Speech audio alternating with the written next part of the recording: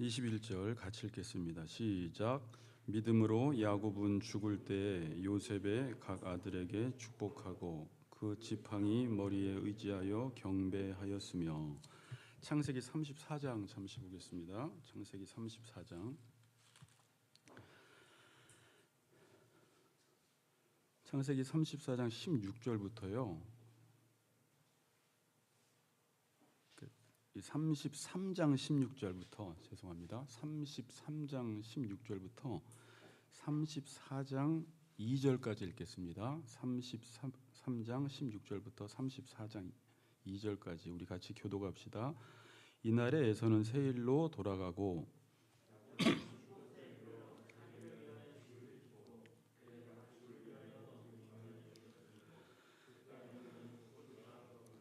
야곱이 밧단 아람에서부터 평안히 가나안 땅 세겜 성읍에 이르러 그 성읍 앞에 장막을 치고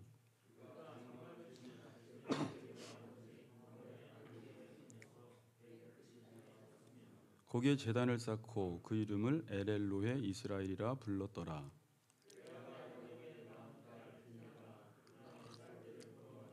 함께 읽겠습니다. 히위 족속 중 하몰의 아들 그 땅의 주장 세겜이 그를 보고 끌어들여 강간하여 욕되게 하고. 여기까지 보겠습니다. 오늘은 한 번의 설교를 통해서 34장 전체를 좀 보도록 하겠습니다. 그리고 야곱 이야기는 다음 주에 35장까지 보고 마치도록 하겠습니다. 자, 같이 한번 인사합시다. 이제 점점점 조금씩 우리 성도님들이 또 나오시는데 다음 주엔 다 나오셔서 또 말씀 듣고 은혜 나누고 공동체가 참 좋구나라는 것들을 여러분들이 이 공동체 속에서 깨달았으면 좋겠어요. 같이 좀 인사 나눕시다. 평안할 때 하나님 붙듭시다. 이렇게 인사합시다. 평안할 때 하나님 붙듭시다. 네. 오늘 대충 설교 내용이 어떤 줄 알겠죠? 인사 들어보시니까. 네, 평안할 때 하나님 붙들라는 내용입니다. 지난주에 우리는 야곱과 에서가 서로 상봉하여 화해하는 장면을 보았습니다. 이 모든 것들은 다 하나님의 은혜로 되어졌어요. 그래서 지난 시간에 우리가 33장에 볼 때 야곱과 에서가 만났을 때 은혜라는 단어가 여러 번 등장했죠. 야곱은 에서를 만날 때 두렵고 답답했고 정말 심적으로 많이 힘들었지만 하나님이 은혜를 베푸셔서 괜찮습니까? 안 울려요? 에서의 마음을 만지시고 그래서 하나님의 은혜로 둘이 정말 형제끼리 진한 상봉을 하는 장면을 우리가 보았습니다. 자, 여러분, 보통 우리가 이런 큰 은혜를 받으면 우리는 어떻게 해야 한다고 생각을 합니까? 보통 은혜를 많이 받으면 그 은혜를 기억하며 감사하는 게 당연히 사람으로서 또 인지상정이다. 이건 당연하다라고 생각을 해요. 그런데 희한하게 인간은 저만 울리나요? 안 울리세요? 괜찮아요? 조금 울려서 제가 지금 조금만 조절해 보세요.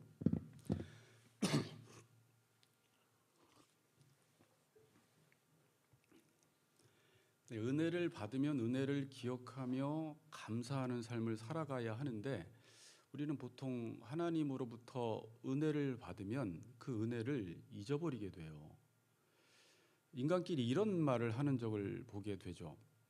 조금만 사람은 잘해주면 기어오른다, 이런 말을 해요. 조금만 잘해주면 만만하게 생각한다. 조금만 잘해주면 도를 넘고 선을 넘는다 그러는데 인간이 그래요.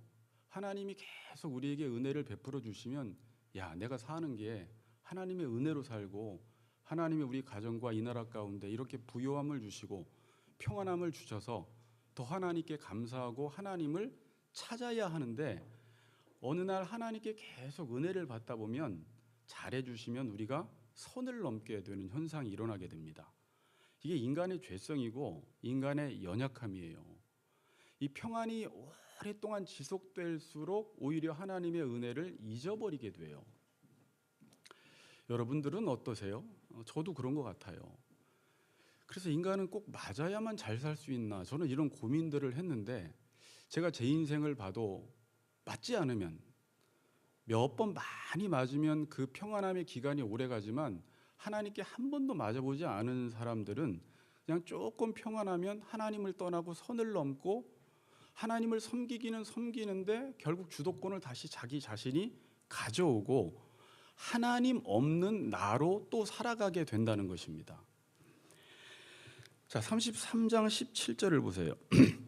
아까 16절에서 에서는 상봉하고 에서는 세일로 돌아갔고요. 에서는 지금 이스라엘 요단강 사해 오른편에 있는, 여러분 아시죠? 에돔, 모압, 암문이 있는데 이제 에서가 이제 에돔 이제 지역을 형성하게 돼요. 세일산으로 돌아가고 33장 17절 야곱은 숫곳에 이르러 자기를 위하여 집을 짓고 그의 가축을 위하여 우리간을 지었으므로 그 땅 이름을 숫곳이라 부르더라. 자, 이 구절을 자세히 보세요. 야곱은 지금 숫곳에 머뭅니다. 제가 이번에 숫곳을 찾아봤더니 요단강 바로 우편에 있어요. 요단강 바로 우편에. 근데 여기서 뭐 하냐면 자기를 위하여 집을 짓고 그의 가축을 위하여 우리간을 지었으므로 그 땅 이름을 숫곳이라 부르더라. 뭔가 이제 위기를 좀 직감할 수 있겠죠. 야곱이 갑자기 하나님에 대한 은혜를 잊어버리고 지금 야곱은 어디로 가는 길이었어요? 자기 출생지로 돌아가라는 하나님의 명령을 받고 베델 밑에 있는 헤브론, 자기 아버지가 있는 이삭이 있는 곳으로 돌아가는 길이었어요. 그런데 지금 33장 17절에서는 숫곳에 이르러 자기를 위하여 집을 짓고 그의 가축을 위하여 우리간을 지었다라고 말을 합니다. 일반적인 시각에서 보면 이게 잘못이에요? 아니에요? 전혀 잘못된 것을 못 느껴요. 사람이 돈이 있고 여유가 있어서 넉넉해서 자기 집을 짓겠다는데 그게 뭐가 죄입니까? 잘못 아니죠, 전혀. 그리고 자기의 가축들을 잘 기르기 위해서 우리간을 지었어요. 자, 그런데 이게 일반적인 시각으로 볼 때는 아무런 문제가 없는데 항상 성도는 하나님과의 관계 속에서 우리의 모습을 보아야 돼요. 하나님 앞에서 나를 보아야 돼요. 그래서 세상 사람들과 사는 가치관도 달라야 되고 사는 목적도 달라야 되고 내가 가는 길의 방향도 달라야 합니다. 지금 아까 어디로 가는 길이라고 했어요? 자기 출생지로 돌아가라고 하나님의 명령을 듣고 돌아가다가 에서를 만나서 두렵고 답답해서 어찌할 수 없는 상황 속에 하나님께서 개입하셔서 에서의 마음을 만지셨고 정말 에서가 자기 동생 야곱을 끌어안고 부둥켜 안고 울면서 서로 좋게 헤어졌어요. 그럼 다시 야곱은 어디로 가야 하냐면 멈추면 안 되고 여전히 하나님의 명령을 듣고 헤브론 땅으로 베델로 자기가 서원했던 곳으로 가야 합니다. 야곱이 서원을 했어요. 제가 이제 28장 이 구절을 계속 여러분들에게 강조하지만 야곱의 인생은 이 구절 하나로 모든 게 풀려나가요. 그래서 다시 한번 읽겠습니다. 28장 20절 22절인데 여러분들이 같이 한번 읽어보세요. 중요한 구절이니까 한 번 더 20절 22절 같이 읽겠습니다. 시작. 하나님이 나와 함께 계셔서 내가 가는 이 길에서 나를 지키시고 먹을 떡과 입을 옷을 주시어 내가 평안히 아버지 집으로 돌아가게 하시오면 여호와께서 나의 하나님이 되실 것이요 내가 기둥으로 세운 이 돌이 하나님의 집이 될 것이요 하나님께서 내게 주신 모든 것에서 10분의 1을 내가 반드시 하나님께 드리겠나이다. 서원했죠. 하나님이 나와 함께 계셔서 내가 가는 이 길에서 나를 지켜주시고 먹을 떡과 입을 옷을 주시어 내가 평안히 아버지 집으로 돌아가게 하시오면 그 다음부터 이런 고백을 해요. 여호와가 나의 하나님이 되고 내가 세운 이 기둥이 하나님의 집 베델이 될 것이며 베델이 하나님의 집이거든요. 베델이 될 것이며 내게 주신 모든 것에서 10분의 1을 내가 반드시 하나님께 드리겠다고 서원을 했습니다. 그래서 하나님은 이 야곱의 서원을 듣고 정말 라반의 집에서 하란에서 바단 아람에서 아버지 집까지 돌아갈 수 있도록 하나님이 평안히 그를 인도해 주셨고 보호해 주셨습니다. 자, 본문 한번 보세요. 34장 18절을 한번 보세요.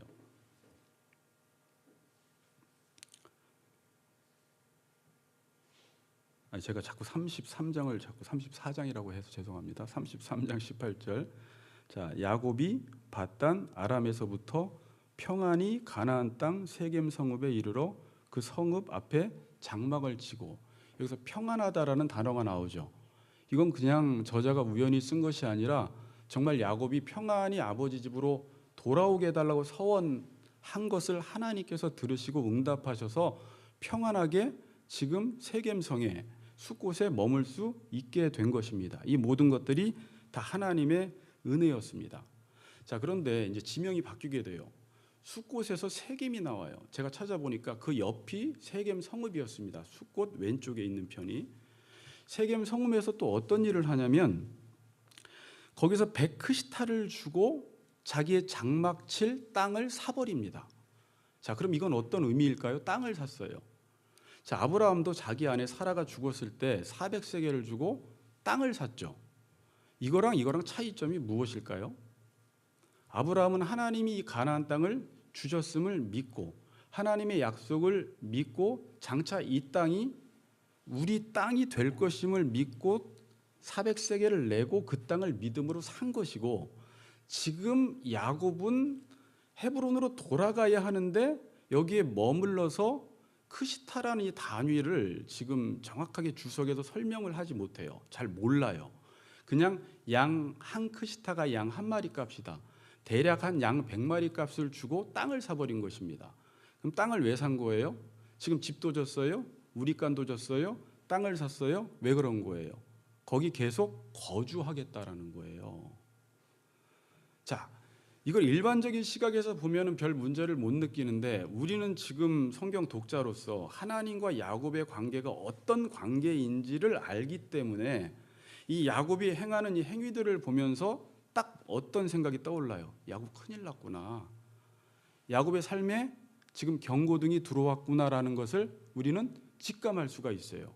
왜? 야곱이 그렇게 서원을 했고 하나님이 그렇게 언약을 맺으셨고 또 하나님이 서원한 대로 평안히 지금 돌아가게 하는데 그 가운데 내려가지 않고 그곳에 머물러서 집을 사고 우리간을 짓고 베크시타를 주고 땅을 사서 거기 계속 머물러 있어요.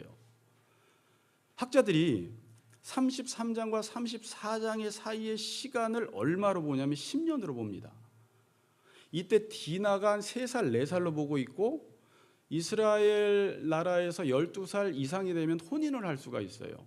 그리고 10년이 지나서 디나가 한 서너 살이 됐을 때 12세를 지났을 때 이제 이런 강간 사건을 당하게 되는 거예요. 34장은. 34장에서 35장으로 넘어가지 못하고 왜 33장에서 35장으로 넘어가지 못하고 왜 34장에 디나 사건이 발생했는지 이러한 큰 문맥 속에서 여러분들이 잘 살펴보아야 합니다. 여러분, 베델이라는 곳은 아까 말씀드렸지만 단순히 어떤 지명, 베델로 가라 이렇게 생각하지 말고 우리에게 베델은 뭐예요? 우리도 계속 지금 베델로 돌아가야 돼요. 베트엘, 그래서 하나님의 집이에요. 하나님, 이 우주 자체가 오이코스 집이에요. 하나님의 집이에요. 특별히 성전이 하나님의 집이에요. 성전은 어떤 곳이에요? 하나님의 집이라는 게 하나님이 왕과 통치자가 되시고 그의 백성들이 그의 통치를 받고 사는 하나님 나라를 베델, 하나님의 집이라고 하는 것입니다. 그러면 당시에 야곱은 벳엘로 그 지명으로 돌아가야 했지만 근데 그 벳엘도 야곱이 뭐라고 고백을 했냐면 여호와께서 나의 하나님이 되실 것이요 내가 기둥으로 세운 이 돌이 하나님의 집이 될 것이며 하나님께서 내게 주신 모든 것에서 10분의 1을 내가 드리겠습니다. 이건 내가 이제부터 하나님의 주권을 인정하고 살겠습니다. 내가 이스라엘로서 앞으로 이렇게 살겠다고 서원을 했고 하나님은 그 서원을 들으시고 계속해서 야곱의 인생 속에 개입하셔서 야곱의 삶을 인도해 나가고 계셨던 거예요. 자, 그리고 33장에 보면 20절을 한번 읽어보세요. 베크시타의 사고 20절 시작.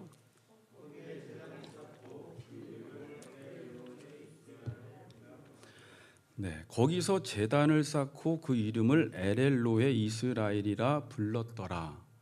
앞뒤 문맥 딱 잘라버리고 이 구절만 보면 한사모님 어떻게 들려요? 어떻게 들려요? 제단을 쌓았어요. 에렐로의 이스라엘이라 불렀어요. 그래서 주석을 봐도요, 또 주석가들 중에 이 해석이 분분해요. 그러니까 어떤 분 설교는 이 에렐로의 이스라엘이라는 것을 되게 긍정적으로 설교하는 분이 계시고 어떤 분은 부정적으로 설교하는 분들이 계세요. 그 긍정적인 것은 그냥 이 문장 자체만 보면 지금 세겜에서 장막을 제단을 쌓고 엘엘로에 하나님 하나님 이스라엘의 하나님이란 뜻이에요. 하나님 하나님. 근데 이스라엘은 이 당시에 국가로서 아직 세워지지 않았죠. 이스라엘이 누구예요? 야곱이잖아요. 하나님 하나님 야곱의 하나님, 하나님 하나님 나의 하나님 그러면서 제단을 쌓았어요. 아브라함이 갈대아 우르에서 하나님이 내 본토 친척 아비집을 떠나 내게 지시할 땅으로 가라라고 해서 가나안 땅에 들어왔을 때 처음 도착한 곳이 어디예요? 세겜이었어요. 창세기 12장 7절에 세겜에서 마찬가지로 그 하나님의 언약을 기억하고 세겜에서 제단을 쌓았어요. 이건 하나님의 주권을 인정해 드리는 행위예요. 예배라는 것은. 근데 지금 우리가 본문을 볼 때 이 야곱에게 문제는 뭡니까? 이미 야곱은 하나님의 언약에서 멀어졌어요. 하나님의 말씀에서 떠나 있어요. 그렇죠. 지금 베델로 내려가지 않고 여기에 지금 안주하고 있는 상태 속에서 똑같이 제단을 쌓고 엘엘로의 이스라엘이라 부르고 있습니다. 자, 이 가나안 문헌에 보면 우가림 문서라는 게 있는데 그 가나안 지방의 우가림 문서 안에 어떤 내용이 있냐면 엘엘로헤라는 이 말이 나와요.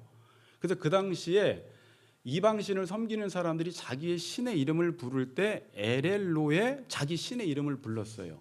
그래서 그 의미가 뭐였냐면 그 신은 나의 모든 필요를 채워주시는 신, 내가 원하는 것들을 이루어주시는 신, 나를 복수해 주시는 신이라는 의미로 이 우가림 문서에 사용했다라고 이야기를 합니다. 그러니까 이제 이스라엘 백성들이 가나안 땅에 들어가면서 점점점 가나안 문화에 동화되기 시작하는데 우리도 마찬가지잖아요. 저도 변화되고 하나님을 믿었지만 한국적 토양 속에서 신개념이 팽배하던 이때에 워낙 우리 한국인들은 종교성이 강해서 신을 찾았잖아요. 그러면서 이 기독교가 이 한국의 어떤 종교와 짬뽕이 되면서 샤머니즘, 되게 미신적으로 변해 있잖아요. 하나님의 주권을 인정하고 그분 앞에서 종으로 사는 차원에서 예배드리고 신앙생활을 한다라기보다 우리도 이렇게 하나님이 나의 소원을 들어주시고 나의 모든 필요를 채워주시는 하나님으로 알고 지금도 신앙생활하는 사람들이 많아요. 왜? 이 환경에 영향을 받은 거예요. 이 대한민국의 어떤 신관에 영향을 받아버린 것입니다. 지금 야곱도 가자마자 이런 영향을 받았어요. 그러니까 겉보기에는 신앙적으로 아무런 문제가 없어 보이지만 하나님 앞에서는 지금 아주 멀어진 상태에 있어요. 뭐라고 그랬어요? 겉보기에는 문제가 없어 보여요. 제단 쌓아요. 예배 드려요. 나의 하나님이라고 고백을 합니다. 여러분 보통 그런 성도들을 보면 신앙이 좋아 보여요? 안 좋아 보여요? 이 자리에 나와서 나의 하나님, 나의 하나님이라고 고백은 하는데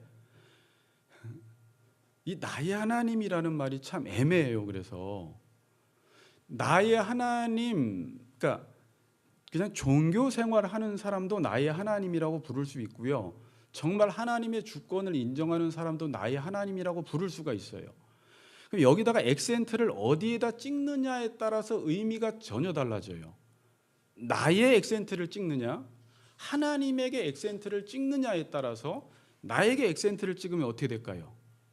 여러분 그 나눠드린 질문지에 보면 나를 위한 하나님이 돼버리고 하나님에게 액센트를 찍으면요 하나님을 위한 내가 돼버려요. 자, 이게 되게 일반 성도들은 잘 몰라요. 겉으로 보기에 교회를 나오고 신앙생활을 하고 제단을 쌓고 예배를 드리고 더군다나 열심히 신앙생활을 하면서 신앙 고백을 잘하면 당연히 이 사람은 하나님을 잘 섬긴다고 생각하지만 이미 그 사람이 베델로 돌아가지 않는 사람들이 있어요.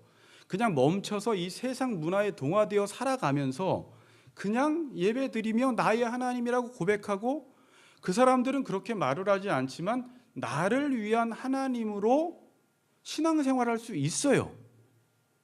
그러면서 본인은 잘 몰라요. 왜냐하면 제단을 쌓고 엘엘로의 이스라엘이라고 고백하고 있기 때문에 자신은 지금 하나님을 잘 섬기고 있다라고 생각을 한다는 것입니다. 자, 야곱은 시간이 지나면서 하나님을 위한 나에서 나를 위한 하나님으로 전환되기 시작합니다. 다시 말하면 야곱이 하나님을 붙들었어요. 그렇죠? 하나님을 붙드는 데 힘을 쓰다가 하나님의 은혜를 받고 풀어지니까 또 다시 누구를 붙들게 돼요? 나를 붙들게 돼요. 내 안에 점점점 힘이 들어가기 시작하는 것입니다. 자, 여러분, 우리가 신앙생활을 할 때 중요시 여기는 것이 보통 뭐예요? 하나님을 붙들었느냐 나를 붙들었느냐, 여기에 별로 신경 안 써요. 나를 위한 하나님이냐 하나님을 위한 나냐, 이게 더 중요한데, 이거보다는 지금 그 성도가 세상에서 살아가면서 베델로 가고 있느냐 언약을 따라 살아가고 있느냐를 먼저 물어보고 그 다음에 어떻게 신앙생활하고 있느냐를 따져야 되는데, 우리는 지금 하나님을 붙들었느냐 안 붙들었느냐라는 것을 따지기보다는 예배를 나왔느냐, 또 이런 얘기하면 안 되는데, 예배 나와야 돼요. 제가 설교를 이렇게 하면 안 되는데 자꾸 나오라고 해야 되는데, 자, 중요한 게 뭔지 보시라고요. 기도를 했느냐 찬양을 했느냐, 여러 가지 신앙적인 어떤 형식적인, 그러니까 그게 다 형식은 아니에요. 내용이 있는 채 형식이면 괜찮은데, 그런 것들을 중요시 여기고 더군다나 교회에서 장로가 되고 저 같은 목사가 되고 직분을 맡고 중요한 직책을 맡고 있으면 자기는 전혀 신앙생활에 문제가 없다고 생각을 해요. 열심을 내면 낼수록, 신앙생활을 더 많이 하면 할수록 자신은 정작 하나님을 붙들지 않고 나를 위한 하나님을 섬김에도 불구하고, 여러분, 나를 위한 하나님을 섬겨도 교회에 더 잘 나와요. 오히려 하나님을 위해서 섬기는 사람보다 나를 위해서 섬기는 사람들이 교회에 더 잘 안 빠져요. 욕심이 있기 때문에. 찬양도 더 크게 불러요. 기도도 더 열심히 해요. 봉사도 더 열심히 봉사를 해요. 그래서 우리 교인들이 지금 나를 위한 하나님에서 하나님을 위한 나로 전환시키는데 시간이 엄청 오래 걸리잖아요. 하나님을 위해서 오히려 더 열심히 교회를 나와야 되고, 하나님을 위해서 더 하나님의 영광을 위해서 더 열심히 기도를 해야 되는데, 자기를 위해서 신앙생활을 할 때는 에너지가 그렇게 잘 나오더니만 하나님을 위해서 신앙생활을 하려고 하니까 에너지가 나오지도 않고, 뭔가 큰 이벤트나 사람들이 알아주거나 직분이나 체면이나 명분이나 사람들이 인정해 주지 않으면 하나님 앞에서 자기 자신이 신앙생활을 할 수 있는 힘이 없다라는 것을 자기가 발견하게 돼요. 그럼에도 불구하고 그렇게 신앙생활을 해야 돼요. 그렇게 찬양해야 되고, 그렇게 11조 드려야 되고, 그렇게 예배 나와야 돼요. 어떻게? 하나님을 위해서. 자, 그런데 문제는 야곱처럼 될 수가 있다라는 거예요. 나의 하나님에서 하나님에게 액센트를 찍다가 점점점 인간은 나한테 액센트를 찍어가기 시작해요. 주도권이 자기에게 가는 거예요. 똑같이 하나님과의 관계를 맺는데 주도권이 하나님에게 있느냐, 나에게 있느냐, 나를 위한 하나님이냐, 하나님을 위해서 내가 존재하느냐는 전혀 다른 문제입니다. 똑같이 신앙생활을 하지만. 모든 신앙생활을 합니다. 그래서 모든 힘을 이런 예배나 찬양이나 기도나 성경 공부나 교제하는 데 힘을 다 씁니다. 그런데 자칫 잘못하면, 저도 요즘 계속 깨닫고 있는 거고 금요일을 여러분들하고 그걸 놓고 기도했지만, 그런 것들을 열심히 하면 할수록 하나님을 붙드는 데 힘을 쓰지 않아요. 뭐에 힘쓰니까? 이런 데 그러니까 이게 참 모순된 이야기인데, 예배에 힘쓰고 기도에 힘쓰고 봉사에 힘쓰고 찬양에 힘쓴다라는 것은 하나님을 붙든다라는 의미인데, 지금 신앙인들은 이것과 이것을 따로 생각을 해요. 그래서 종교 생활에 열심히 하면 할수록 어떤 사람들은 겸손해지고 낮아지는 게 아니라 자기 안에 뭐가 들어가요? 다시 힘이 들어가기 시작해요. 그래서 이런 사람들이 교회에 많아지면요, 교회가 오히려 세상과 달라야 되잖아요. 겸손한 사람들, 하나님을 붙드는 사람들, 힘 뺀 사람들이 모였기 때문에. 그런데 신앙생활은 그렇게 열심히 하는데 어느새 하나님을 붙드는 힘에서 다시 그 힘이 나에게 왔기 때문에 그 힘과 그 힘이 부딪히면서 교회 안에서 희한하게 열심히 신앙생활하는데 싸움이 일어나고 다툼이 일어나고, 그들에게 질문을 해보면 자기는 틀린 말 하나도 안 했대요. 내 말이 옳대요. 자기는 지금 성경에 근거해서 말한다는 거예요. 옳고 그름을 너무 잘 따져요. 그런데 가만히 보면 그들 안에 뭐가 없어요? 영혼을 향한 사랑이나 긍휼이나 용서나 배려나 오래 참음은 없어요. 오직 나는 맞고 너는 틀리다. 왜? 그렇게 열심히 신앙생활을 하는데 내 자아가 어느새 너무 강해진 거예요. 성경적으로는 내 자아가 강해졌다라는 것을 힘이라고도 이야기하지만 그 힘을 사단으로 표현을 해요. 사단이 내 안에 또 강력하게 자리를 잡은 거예요. 그런데 겉으로는 어때요? 신앙생활을 너무 잘하는 거예요. 저는 이걸 가리켜 종교적 괴물을 만들었다 그랬어요. 교회 안에서. 목사건, 장로건, 권사건, 집사건 괴물들이 되게 많아요. 그래서 신앙생활은 열심히 하는데 힘을 빼지 않아요. 자기가 옳대요. 자기 주장만 해요. 배려는 없어요. 용서는 없어요. 그 사람을 긍휼히 여기는 마음, 깊이 헤아리는 마음이 사라져 버렸어요. 그때 여러분들은 더 열심히 하기보다 뭘 따져야 돼요? 내가 지금 나를 위한 하나님이냐, 하나님을 위한 나냐. 내가 얼마나 처음 야복강가에서 하나님을 붙들 때, 환도뼈가 부러졌을 때, 하나님이 은혜를 베푸셨을 때, 그때 내 상태가 어떠했고, 처음 하나님이 인간을 창조했을 때 창조주의 피조물의 자리에서 하나님의 집이 뭐예요? 계속 하나님의 집으로 돌아가라고 하는데, 하나님이 주권자시고 우리는 그의 백성으로서 살아가는 이게 하나님의 집이에요. 끊임없이 그쪽으로 돌아가야 돼요. 신앙생활은. 그러나 가다가 어느새 자기 의에 빠져서, 자기의 종교적인 열심에 빠져서 되지도 않으면서 된 줄로 생각하고 서지도 않았으면서 선 줄로 생각하고 있는, 그러면서 내 자아는 너무 강해져 있어서 오히려 10년, 20년 전과 지금 비교해 보았을 때 변화는 없고 사람들도 변화를 느끼지 못하고 자기 자신은 열심히 신앙생활을 하니까 변화된 줄 착각하고 있는 우리의 모습을 보게 된다는 것입니다.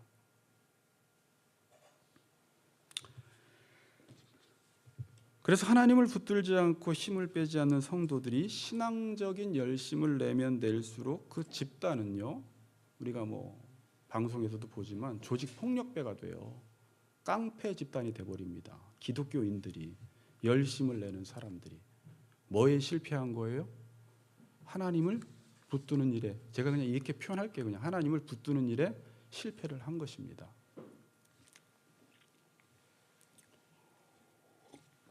자, 이제 이렇게 지금 모든 성도들이 만일 살아가고 있을 때, 하나님이 지금 야곱이 이렇게 살아가고 있을 때, 하나님의 언약에서 떠나 있는데 제단을 쌓고 엘엘로의 이스라엘이라는 고백을 하며 신앙생활하고 있을 때, 그리고 영적으로 잠들어서 자기는 뭐가 문제인지를 모르고 있을 때, 또 우리 한국교회 적용하고 저한테 적용해보고 여러분들에게 적용해보면 그렇게 살아가고 있을 때 하나님은 어떻게 우리를 볼 것 같아요? 이 사람들이 지금 베델로 가야 돼요. 근데 베델로는 가지 않고 하나님께 주도권을 이양시켜드리고 그분의 어떤 로드십 주권을 인정하고 그분 앞에서, 그분의 뜻 앞에서 자기 자신을 부인하며 살아가기보다는 종교생활에 너무 익숙한 종교인들이 되어갈 때, 하나님은 그걸 보면서, 교회가 성장하고 사람들이 많아지는 것들을 보면서 하나님은 너무 잘한다, 너무 잘한다 그러실까요? 베델로 돌아가야 된다는 거예요. 그럼 어떻게 하시겠어요? 하나님께서 뭔가 사인을 주시겠죠. 어떤 액션을 취하시겠죠. 그게 디나 사건이에요. 34장에. 그러면 또 돌아가라고 하면 지금도 많은 사람들은 다시 또 제단을 쌓고 엘엘로의 이스라엘을 부르는 게 돌아가는 줄 아는 사람들이 있어요. 그게 아니죠. 다시 너는 야곱에서 이스라엘이 되라는 거예요. 너 이기라는 거예요. 베델로 돌아가라는 거예요. 다시 하나님의 언약을 기억해서 하나님의 언약 백성으로서 살아가라는 거예요. 그게 하나님이 야곱에게 요구하시는 것이고 우리에게 요구하시는 것이에요. 그리고 하나님은 야곱을 10몇 년 동안 기다려 주십니다. 근데 야곱은 그 10몇 년 동안 정신을 못 차려요. 34장이 넘어오도록. 그래서 34장에 어떤 사건이 하나가 터져요. 어떤 사건이 터져요? 이 내용은 너무 간단해요. 근데 저도 예전에 이 내용에는 별 설교할 내용이 있겠나 싶었어요. 그리고 이 내용만 가지고는 설교를 깊이 있게 하는 분들도 그렇게 많지는 않으세요. 그런데 곱씹고 하나하나 볼수록 엄청난 의미가 있어요.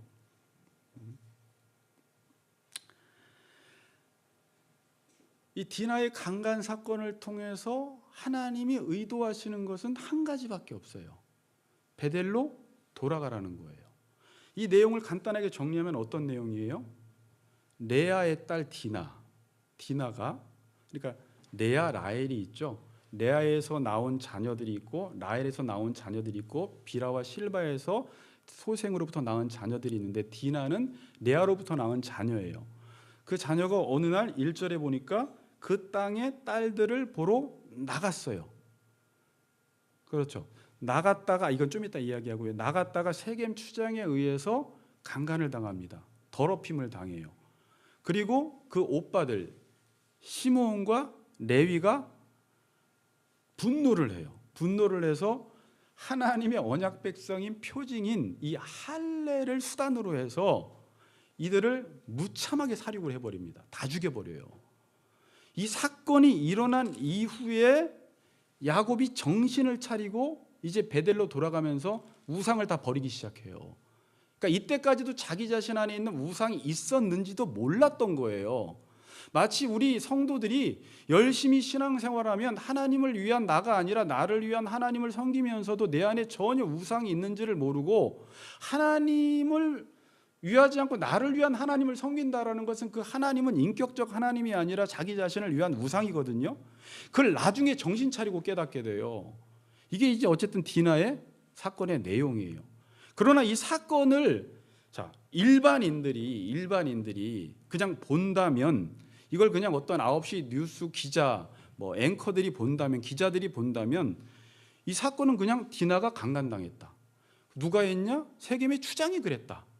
근데 그로 인해서 시므온과 레위가 좀 그것보다 과한 응징을 했다.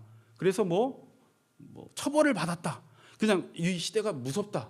조심해라. 이 시대가 악해졌다. 이 정도로 뉴스에 나올 텐데 일반인들은 이 사건을 가지고 그것밖에 못 보지만 지금 우리 성도들은 이 사건을 통해서 야곱은 뭘 깨달아야 돼요? 이 수많은 사건이 일어났지만 하나님이 나보고 베델로 돌아가라는 것이구나 라는 것을 깨달으라는 것인데, 이 사건을 통해서도 야곱은 정신을 못 차리고 계속 영적으로 잠들어 있습니다. 그 잠들어 있다라는 것이 34장의 곳곳에 드러나고 있어요. 깨어나질 못해요.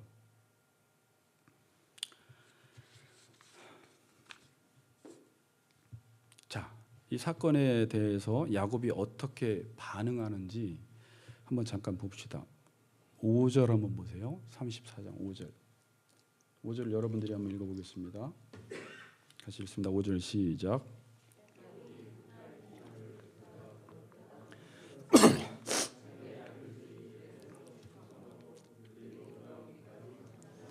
야곱이 그 땅 디나를 그가 더럽혔다. 그가 누군지 알겠죠? 세겜 추장이 더럽혔다 함을 들었으나 더럽힘을 당했어요. 강간을 당했어요. 욕되게 했어요. 근데 자기 아들들이 들에서 목축함으로 그들이 돌아오기까지 뭐했다? 잠잠했다. 들었는데 잠잠했어요. 분명히 이 사건을 들었어요. 그런데 말을 하지 못하고 있어요. 잠자코 있어요. 그런데 이 잠잠했다라는 의미가 뭔지 아세요? 단순히 말하지 않았다라는 게 아니라 귀머거리가 되다라는 뜻이에요. 자, 그러니까 디나 사건을 통해서 하나님이 야곱에게 지금 어떤 말씀을 하시는 거죠. 베델로 돌아가. 사건은 디나 사건인데 자기 딸이 세겜 추장에 의해서 강간을 당한 것인데, 하나님은 지금 이 어마어마한 사건을 통해서 한 가지 하나님이 의도하시는 것은 야곱아, 너 베델로 돌아가라는 거예요. 그런데 이 사건을 들었음에도 불구하고 야곱은 지금 잠잠했다, 귀머거리가 되었다. 여러분들이 지금 주변에서 여러 가지 하나님이 여러분들을 베델로 돌아가기 위해서 여러 가지 사건들을 일으키시는데, 우리는 그 사건들을 단순히 일반 세상 사람들이 바라보는 그 시각으로밖에 해석을 못하는 거예요. 아, 이 사건은 하나님이 우리 집안 보고, 나 보고, 아버지 보고, 어머니 보고 자녀들이 다시 하나님 앞에 나가라는 것이구나, 이렇게 해석을 해야 되는데 들어도 귀가 먹어서 말하질 못해요. 그런데 반대로 7절에 보면 어떻게 돼요? 레아의 오빠들은 이 모습을 보고 당연한 반응을 하죠. 노하고 흥분을 해요. 그런데 아버지는 영적인 가장으로서 아무 말도 못하고 잠잠하게 있어요. 귀가 먹었어요. 지금 야곱이 지금 영적으로 잠들어 있다라는 것을 말하는 거예요. 저는 이걸 보면서 그럼 야곱은 어떤 더 큰 사건이 일어나야지 정신을 차릴까라는 거예요. 자기 딸이 강간당하고 자기 두 자녀가 세겜 족속을 하나님의 언약 백성인 표징인 할례라는 것을 수단으로 삼아서 모든 사람을 죽이는 정말 처참한 일들이 일어났는데, 이 사건을 보고서 내가 하나님 앞에 잘못 살았구나, 하나님과 언약을 맺고 베델로 돌아가야 한다라고 하나님께 서원을 했는데 내가 지금 10년 이상을 여기에 머물러 있었구나, 하나님 용서해 주세요라고 하면서 다시 베델로 가야 하는데 잠잠하게 있는 거예요. 아무런 감각이 없이.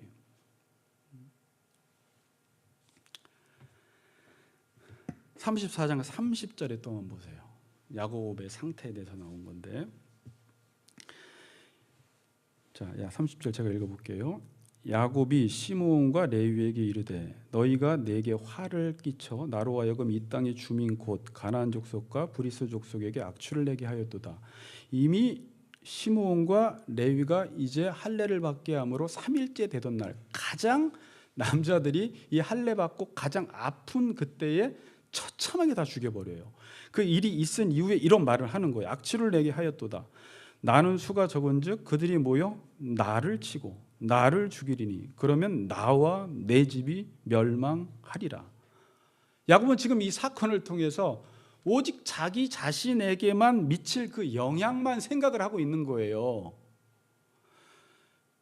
넓게 보지를 못해요. 이것 때문에 보세요. 나는 수가 적은즉 그들이 모여 나를 치고 나를 죽이리니 그러면 나와 내 집이 멸망하리라. 그러니까 그 바로 다음 구절에 야곱이 깊이 이 자기 중심주의에 빠져 있어요. 자기 자신 안에 힘이 들어가 있는 사람들은요, 시각이 넓지를 못해요. 오직 자기 자신에게만 관심이 있어요. 어떤 사건이 터지면 이게 나한테 안 좋은 영향을 주는가? 나한테 안 좋은 영향 주지 않으면 그 사건이 일어나도 아무 상관없다는 거예요. 그냥 자기 중심적으로 모든 사건을 바라보는데 야곱이 지금 그러고 있는 거예요. 그러니까 그 아들들이 31절에 뭐라고 합니까? 그가 우리 누이를 창녀같이 대우함이 옳으니까?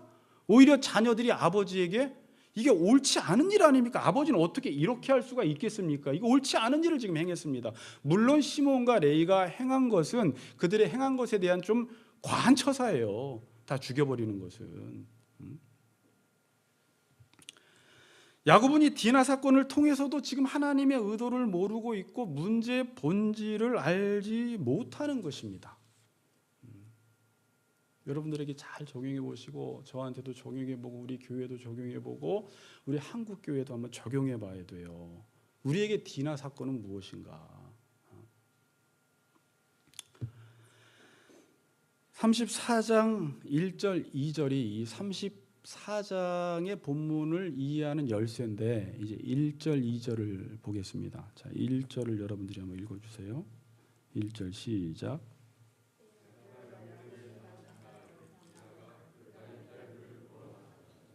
2절까지 시작.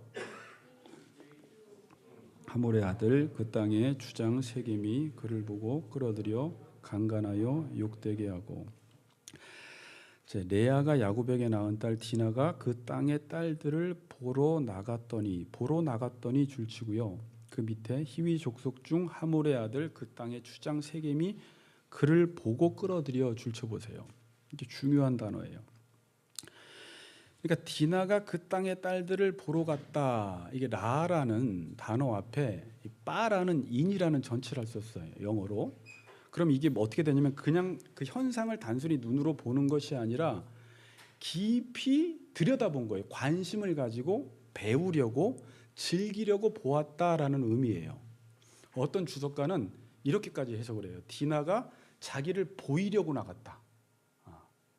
그러니까 그냥 세상이 어떤가 본 게 아니라 세상에 너무나 많은 관심을 가지고 배우려고 즐기려고 나갔고, 그러니까 세겜 추장은 그걸 알아요, 몰라요? 항상 어떤 여자아이가 와서 자기에게 관심을 갖고 이 세상에 대한 관심을 갖고 있으니까 끌어들인다라는 말이 뭐냐면 붙든다라는 말이에요. 그러니까 세겜 추장이 디나를 보고 그를 붙들어 버린 것입니다. 하나님의 백성이 하나님의 약속을 바라보지 못하고 하나님의 언약을 바라보지 못하면요, 묵시가 없는 백성은 방자히 행하거니와 여호와의 율법을 지키는 자는 복이 있다고 말씀하셨죠. 자, 지금 여러분들도 계속해서 하나님의 약속의 말씀을 따라 살아가지 않으면 그 시선이 어디로 갈까요? 당연히 세상으로 가버리게 돼 있어요. 그리고 세상에 관심을 갖게 돼요. 그리고 하나라도 거기서 더 얻기를 원하고 즐기기를 원해요. 뭐 그 당시에 디나는 그 당시 어떤 여성들의 문화들을 보았겠죠. 춤추는 문화, 화장하는 문화, 뭐 노는 문화들을 보고 나도 좀 저기에 속했으면 좋겠다라는 그 마음을 알고 세겜 추장이 그를 목적을 가지고 바라보다가 어느 날 끌어들였다, 붙잡았다라는 거예요. 굳이 해석을 한다면 하나님의 백성들이 언약을 따라 살지 않고 하나님의 언약을 붙들고 살지 않으면서 그 시선이 세상으로 가기 시작하면서 세상에 발을 들여 놓으니까 세상이 그걸 가만히 놔둡니까? 끌어들여 버리는 거예요. 저는 강간이란 단어가 단순히 남자 여자 사이에서 일어난 사건만이 아니라 성경에서 간음이라는 말은 다양하게 쓰이고 있어요. 간음하는 여자들이요, 세상과 벗된 것이 하나님과 원수임을 알지 못하느냐? 이렇게 야고보는 이야기를 하죠. 세상에게 폭력을 당하는 거예요. 지금 폭력을. 그러니까 희위족 속종 하몰의 아들 그 땅의 주장 세겜이 그를 보고 끌어들였다, 붙잡았다. 이건 단순한 지금 디나 이야기가 아니라 누구 이야기를 하는 거예요? 야곱 이야기를 하는 거예요. 하나님은 디나를 통해서 디나에게 말하려고 하는 게 아니라 세겜 추장을 통해서 디나를 통해서 시므온과 레위를 통해서 야곱 보고 하나님의 뜻과 의도가 무엇인지를 깨달으라고 이러한 사건이 일어났는데 야곱은 지금 잠잠하게 있는 거예요. 야곱이 하나님을 붙드는 일을 멈추는 순간 세상이 그를 붙들어 버린 거예요. 저는 이걸 너무 공감하게 돼요.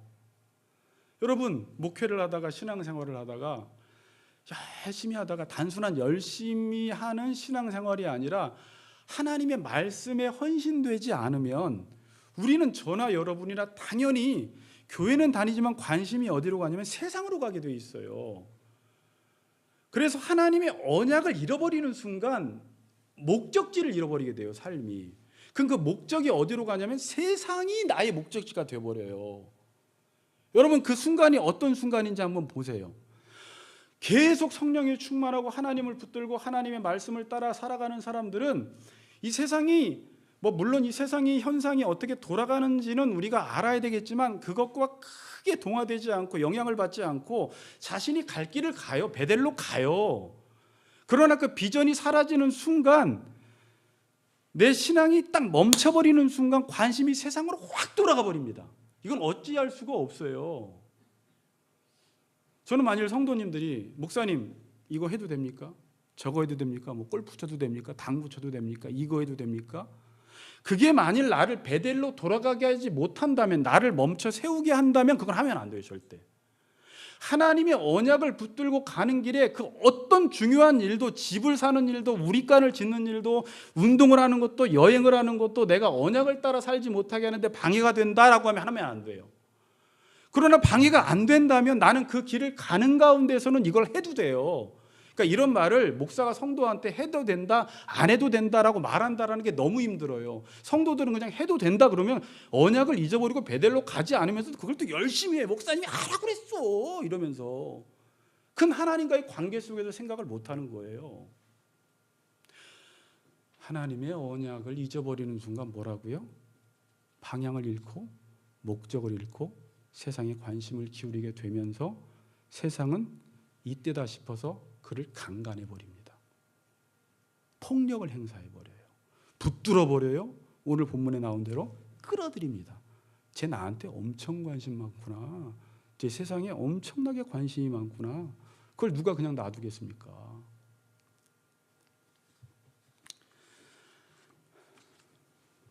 (8절) (10절에) 보세요. 34장. 같이 한번 읽어보겠습니다. 이제 이 사건이 이렇게 됐잖아요. 지금 디나가 강간을 당했어요. 그러니까 이제 추장 세겜과 그 아버지 하몰이 이제 야곱과 그의 아들들에게 찾아와서 어떤 제안을 하는 거예요. 그 제안이 뭔지 한번 보세요. 8절, 10절 같이 읽겠습니다. 시작.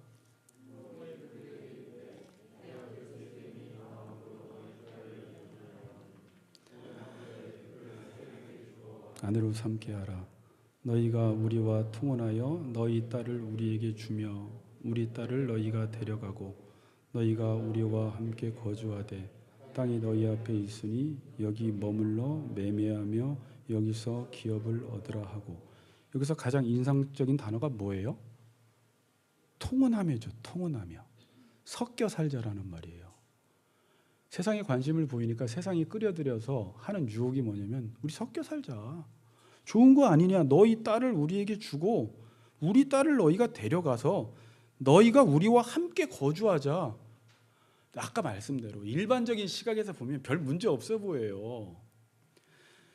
창세기에서 아담과 하와가 타락을 한 이후에 가인이 아벨을 죽인 사건 이후에 이제 노아 시대 이후에 그 시대상을 한번 이야기해 주고 있죠.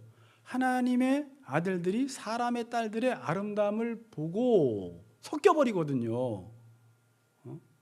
여기서 통혼하자, 섞여 살자 그러면서 제안하는 게 뭐냐면 우리 함께 거주하자. 너희 앞에 있으니 여기 머물러 매매하며 여기서 기업을 얻으라. 자, 표준 세번역을 보니까 34장 10절을 이렇게 지금 번역하고 있는데 우리와 함께 섞여서 여기에서 같이 살기를 바랍니다.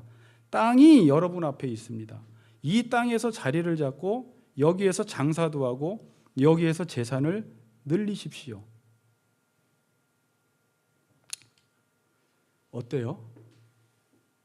썰깃하겠죠? 그런데 지금 야곱의 기업은 뭐예요? 야곱의 매매는 뭐예요? 이것까지 얘기하면 길어지는데 야곱의 우리의 삶 속의 매매는 여기서 장사를 잘한다고 잘 사는 게 아니라 천국은 사고 파는 거거든요. 하나님 나라의 보화를 얻기 위해서 나의 삶을 드리는 이 매매를 하는 게 그리스도인들이에요. 그리고 우리의 기업은 지금 이 추장이 이야기하듯이 여기서 재산을 늘리는 게 기업이 아니라 그 땅에서 야곱은 지금 하나님이 기업으로 주신 그 땅으로 돌아가야 돼요. 하나님이 야곱에게 기업이에요. 영적으로 깨어있는 사람들은 이런 제안을 받았을 때 이게 유혹이구나. 이게 세상이 나를 끌어들이는 거구나 라고 정신을 차리고 베델로 갈 텐데 지금 하나님과 나와의 관계가 어떻고 하나님의 언약이 어떤지도 모르고 하나님이 나에게 의도하시는 것이 목적이 무엇인지도 아무것도 모르면 이런 제안이 들어왔을 때 너무 쏠깃해서 이걸 받아들이는 거예요. 통혼하자, 섞여 살자, 자리를 잡고 여기서 장사도 하고 여기서 재산을 늘리자. 11절 보세요. 세겜도 그 추장 세겜도 디나의 아버지와 그의 남자 형제들에게 이르되 나로 너희에게 은혜를 입게 하라. 너희가 내게 말하는 것은 내가 다 주리니. 더 무서운 유혹이에요. 그래서 나로 너희에게 은혜를 입게 하라는 말은 내가 제안하는 것을 받아주라는 거예요. 그러면 뭐 하겠다라는 거예요? 너희들이 원하는 거 다 주겠다는 거예요. 마치 사단의 유혹 같아요. 너 내 제안만 받아 통혼하자는 섞여 살자는 거예요. 한편으로는 아무렇지도 않아 보이죠. 함께 살면 어때? 너희들이 원하는 거 내가 다 줄게. 이게 세상이 하는 방식이에요. 사단이 그랬잖아요. 예수님이 40일 동안 굶주리고 시험을 당하실 때. 자, 여러분 저는 이 말씀을 묵상하면서 세상도 아무나 건드리지 않아요. 정말 영적으로 깨어있고 베델로 가고 있고 하나님의 언약을 따라 살아가는 사람은 보통 친구들도 야 오늘 쟤 꼬셔서 나이트장 가자. 안 돼. 쟤 모르냐? 교회 다니는 거. 쟤 교회만 다니는 게 아니라 엄청 성실해. 쟤 여름마다 선교 다니고 쟤 금요 철학에도 맨날 기도하고 쟤 앞으로 하나님을 위해 자기 인생을 드렸대. 쟤는 유혹하지 마. 다 아는데 교회는 다닌다고 하면서 늘 세상에 관심을 기울이고 있는 친구가 있다면 쑥 건드려버려요. 그러니까 건드렸다라는 건 그렇게 좋은 게 아니에요. 여러분 어떤 사람이 저를 10년 동안 지켜보고 저한테 이런 제안을 했다라고 생각해 보세요. 목사님 우리 목회를 통해서 장사 한번 해볼까요? 그럼 저는 맛이 간 거예요. 이 사람이 저를 10년 지켜보면서 저 목사 맛이 갔구나, 저 목사 저 목회를 통해서 돈 벌 생각만 하고 있구나라는 것을 아니까 끌어들이는 거예요. 그걸 늘 보고 있으니까 세상이 끌어들여 버리는 거예요. 강간해 버리는 거예요. 여러분 지금 세상 사람들부터 여러분 강간당하고 있다는 생각을 하셔야 돼요. 더럽힘을 당하고 있는 거예요. 그리고 또 하나님의 백성들이 그게 좋다고 해서 또 통혼을 해버려요. 섞여 살자, 물질 준다고? 돈 준다고? 나 언약이고 뭐고 필요 없어, 돈이나 줘. 그리고 그냥 먹혀버리면서 자기가 뭘 잘못했는지도 모르고 집안에서는 디나 사건이 막 펼쳐지고 있는데 왜 우리 집안 꼴은 이런지를 모르고 자기 자신이 지금 하나님 앞에 뭘 어떻게 해야 하는지를 알지 못하는 영적인 무지함 가운데 있다는 것입니다.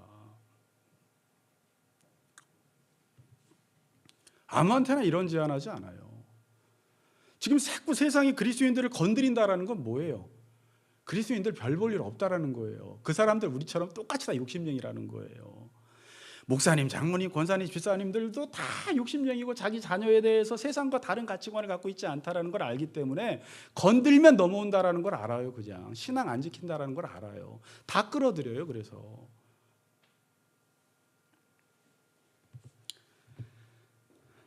하나님은 지금 이 디나의 강간 사건을 통해서 야곱을 깨우십니다. 그런데 하나님의 백성이 이 하나님의 언약에 헌신하지 않으면 계속 세상이 우리를 더럽게 해버려요.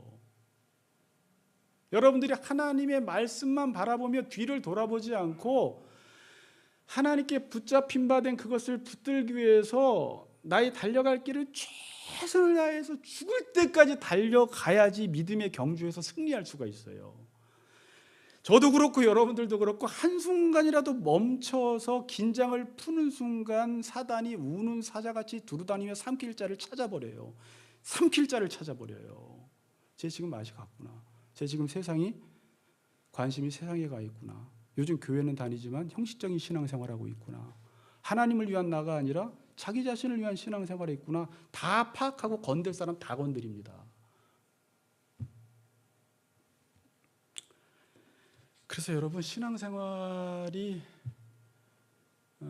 경주자로서는 힘들어요. 그러나 그게 복이 돼요. 다음 주에 좀 더 보겠지만 제가 결론 맺겠습니다. 이 시대에 이제 했던 말 다시 하면서 결론을 맺는데 이 시대가 계속해서 저는 지금 하나님이 이 세상을 통해서 우리를 더럽히게 하고 강간하고 디나 사건이 우리 주변에서 일어남에도 불구하고 하나님의 백성들이 뭐가 뭔지를 몰라 해요. 이 시대를 어떻게 회복시켜야 할지, 예배를 어떻게 회복시켜야 할지, 하나님 나라를 어떻게 회복시켜야 할지를 잘 몰라요. 왜 모르는 줄 아세요? 하나님의 언약을 늘 기억하면서 베델로 돌아가지 않으면 자기 자신이 이미 세상에 발을 담그고 있기 때문에, 세상의 가치와 같아졌기 때문에 세상이 우리를 유혹하고 더군다나 자신이 이 땅에서 큰 교회에서 직분 하나 맡아서 종교 생활을 잘하면 아무런 문제가 없다고 생각하기에 베델로 돌아가야 할 필요성을 느끼지를 못해요. 더 위험한 건 뭐냐면 교회가 그런 가운데 잠잠하고 있다는 거예요. 문제를 잘 못 느껴요, 여러분.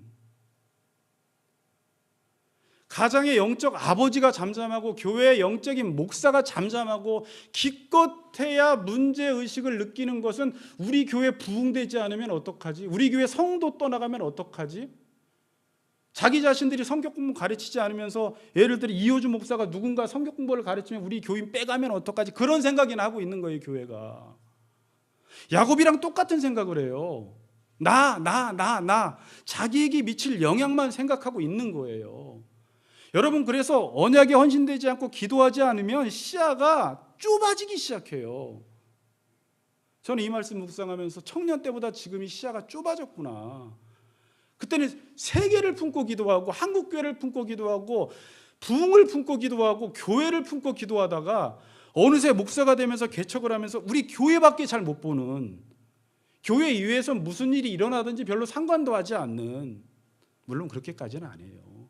이 땅의 다음 세대를 지금 세우기를 원하고 하나님의 나라가 이루어지기를 원하는데 그걸 그냥 기도 제목을 주니까 기도하는 게 아니라 기도를 하는 가운데 베델로 돌아가야 하는데 이 땅에 하나님의 백성들이 하나님의 언약 백성으로 살아가야 하는데 그 안타까운 마음이 사라지고 오직 내 관심은 우리의 가정과 우리의 집과 우리의 자녀밖에 없다면 나의 시각이 아주 지금 좁아진 거예요.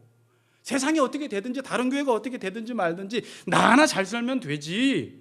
야곱처럼 잠들어 있는 거예요. 세겜이 어떤 곳인지 아세요? 아까 아브라함이 가나안 땅에 들어와서 처음 하나님의 언약을 받고 단을 쌓은 곳이고요.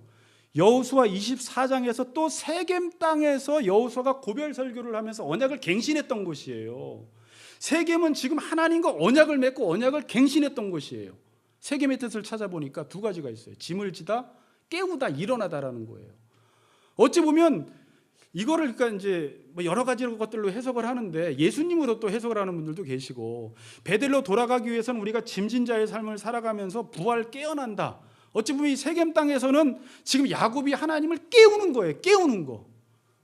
그런데 일어나지 못하니까 디나의 뜻이 뭐예요? 살피다, 심판하다라는 뜻이에요. 하나님이 심판해 버리는 거예요. 디나를 통해서.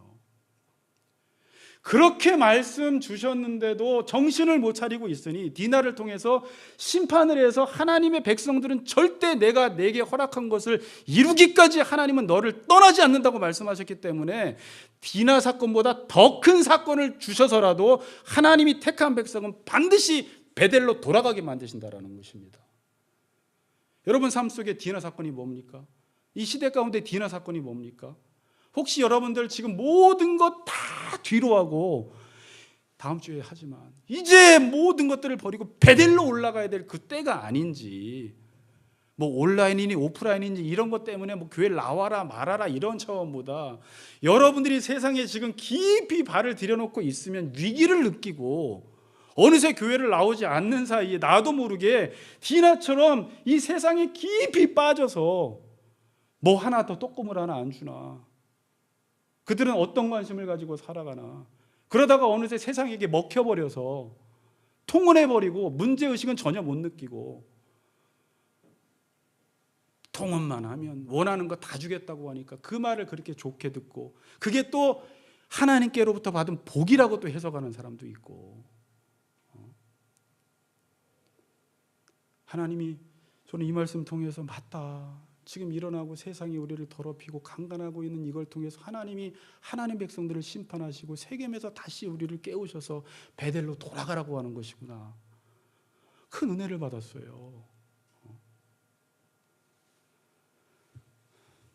다음 주도 베델로 돌아가라지만 오늘도 베델로 돌아가시는 우리 같이 걷는 교회 성도님들 되시기를 주의 이름으로 축복합니다. 불 끄지 마시고 오늘은 딱 앞으로는 이제 한 번만 기도하고 마치고요. 금요일 날 이 설교 말씀을 붙잡고 집중적으로 기도하는 시간 가질 테니까 기도하실 분들은 금요일 날 참석해 주시기 바랍니다. 자, 두 손 들고 찬양합니다. 우리 같이 한번 찬양합시다. 두 손을 들고 한번 하나님 앞에 짧은 시간 한번 기도합시다.